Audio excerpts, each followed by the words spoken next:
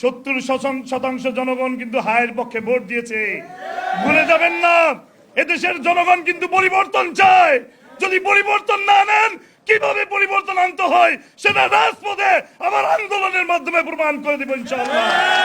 জনগণের রায়কে যারা ভুলণ্ঠিত করতে চায়, জনগণের অধিকারকে যারা খর্ব করতে চায়, প্রয়োজনে তাদের বিরুদ্ধে আবার যুদ্ধে ঝাঁপিয়ে পড়বো এদেশের জনগণের অধিকার প্রতিষ্ঠা করার জন্য। সবাইকে ধন্যবাদ। আল্লাহ হাফেজ। ইনকিলাব ইনকিলাব ইনকিলাব ইনকিলাব। হাদি ভাইয়ের বিচার চাই, হাদি ভাইয়ের রক্ত বৃথা যেতে পারে না। খুন হয়েছে আমার ভাই, খুনি তোদের রক্ষা নাই। হাদি ভাইয়ের খুন হৃদয়, হাদি ভাইয়ের রক্ত। আসসালামু আলাইকুম রহমতুল্লাহ।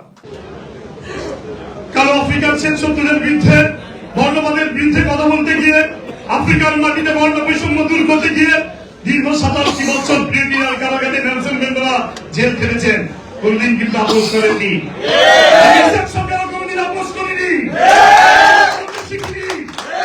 আমি যে দলের সাথে সম্পৃক্ত ছিলাম, আমি আজকে দেখতে পাচ্ছি সেই দল তার গণতান্ত্রিক ধারা এখনো নেই, গণতন্ত্র থেকে সরে গিয়েছে। হয়তো তারা ভুলে গিয়েছে 1400 ছাত্র গণঅভ্যুত্থানে 1400 শহীদের রক্তের সাথে বেঈমানিকে বিশ্বাসঘাতকতা করে এই দেশে কেউ টিকে থাকতে পারবে না। কিন্তু জাগ্রত হয়ে গিয়েছে, এই ছাত্র জনতাকে আর কমানো যাবে না। এখনো সময় আছে। আমি বলবো আপনারা ফিরে আসুন গণতান্ত্রিক ধারায়। হাদি ভাইকে হত্যা করা হয়েছে, হাদি ভাইয়ের এখনো দুষ্কৃতিকারী হত্যাকারীদেরকে আমরা দেখতে পেলাম না। এই সরকার গ্রেফতার করেছে, সরকারও কিন্তু গ্রেফতার করেনি। কিসের জন্য করেনি? কারা এটার সাথে জড়িত? আমি আবার দেখতে পাচ্ছি সেই পূর্বের ঘনঘটা বাংলার আকাশে আবার চীন শকুনের আনাগোনা, আবার তাড়াতাড়ি ভারতের আধিপত্যবাদীদের বিরুদ্ধে আমাদেরকে আবার চিরে মাঠে নামতে হবে। দিল্লিতে আমরা দেখেছি স্বৈর শাসক। আমি সব শাসনামলেই কারাগারে ছিলাম। বিএনপি বলেন, বিএনপি করেছি, তারপরে আমল জেলে ছিলাম একসময়। আওয়ামী লীগের শাসনামলে ছিলাম। আমি সব শাসনামলে দেখেছি। স্বৈর শাসক আমরা দেখেছি, স্বৈর শাসক সহ্য হয়েছে। কিন্তু দিল্লির লোকেরা কোন নেতা যদি বাংলাদেশের মাটিতে শাসন করতে চায়, সেই নেতার শাসন এদেশের জনগণ কোনদিন মেনে নেবে না।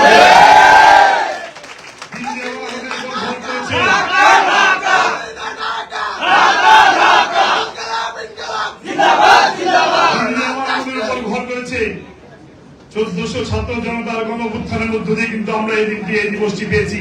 আছে কথা বলার অধিকার পেয়েছি। আমরা যদি দেখি বর্তমান শাসক গোষ্ঠী আবার সেই একই কায়দায়, একইভাবে সেই ফ্যাসিবাদের ভূমিকা অবতীর্ণ হয়, তবে আপনারা ইনশাআল্লাহ আবার রাজপথে নেমে আসবো। আপনাদের পবন ঘোরানোর জন্য আমরা বেশি সময় নেব না কিন্তু ইনশাআল্লাহ। আজকে আহ্বান করবো আপনারাও গণতান্ত্রিক অধিকার ফিরিয়ে দেন, কথা বলার অধিকার ফিরিয়ে দিতে হবে, জনগণের মৌলিক অধিকার, মানব অধিকার ফিরিয়ে দিতে হবে। নতুবা কিন্তু আমরা আবার রাজপথে নেমে আসতে বাধ্য হব। আমার পরিবারের উপর অত্যাচার করা হয়েছে, জুলুম করা হয়েছে। আমি কোন এনসিপি আমি বুঝতে পেরেছি, বুঝতে সক্ষম হয়েছি।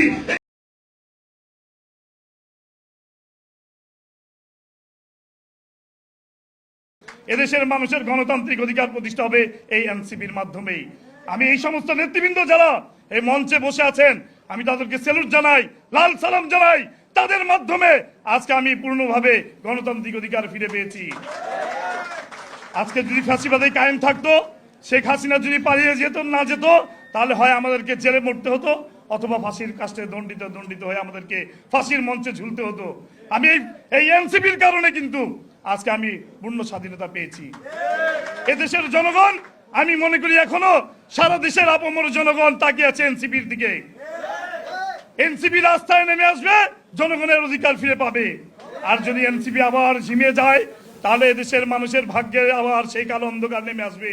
তাই আমি প্রত্যেকটা নেতা কর্মীদেরকে আহ্বান করবো, দীপ্ত চেতনা উজ্জীবিত হয়ে আগ্রাসী অপসংস্কৃতি প্রতিরোধ এবং বিপন্ন বাংলাদেশের স্বাধীনতা সার্বভৌমত্ব রক্ষা করতে হলে আবারও আমাদেরকে রাজপথে ঝাঁপিয়ে পড়তে হবে। আপনারা আমার জন্য দোয়া করবেন।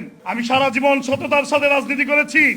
আমি যেন আমার উপর অর্পিত দায়িত্ব আপনারা যে দায়িত্বই আমাকে দেন না কেন, আমি যেন আমার উপর অর্পিত দায়িত্ব ইমানের সাথে, সততার সাথে এই দায়িত্ব, গুরুত্বপূর্ণ দায়িত্ব আমি যাতে পালন করে যেতে পারি।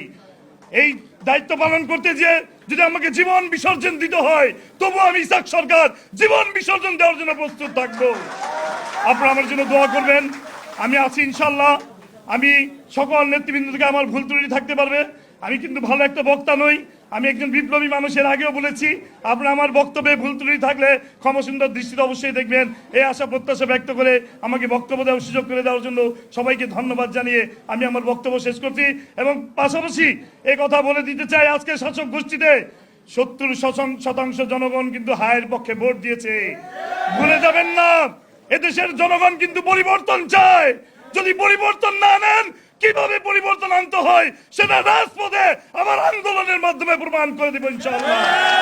জনগণের রায়কে যারা ভুলণ্ঠিত করতে চায়, জনগণের অধিকারকে যারা খর্ব করতে চায়, প্রয়োজনে তাদের বিরুদ্ধে আবার যুদ্ধে ঝাঁপিয়ে পড়বো এদেশের জনগণের অধিকার প্রতিষ্ঠা করার জন্য। সবাইকে ধন্যবাদ। আল্লাহ হাফেজ।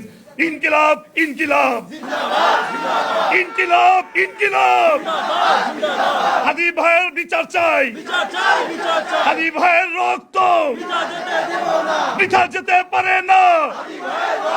খুন হয়েছে আমার ভাই, খুনি তোদের রক্ষা নাই। হাদি ভাইয়ের খুন হৃদয়, হাদি ভাইয়ের রক্ত। আসসালামু আলাইকুম রহমতুল্লাহ।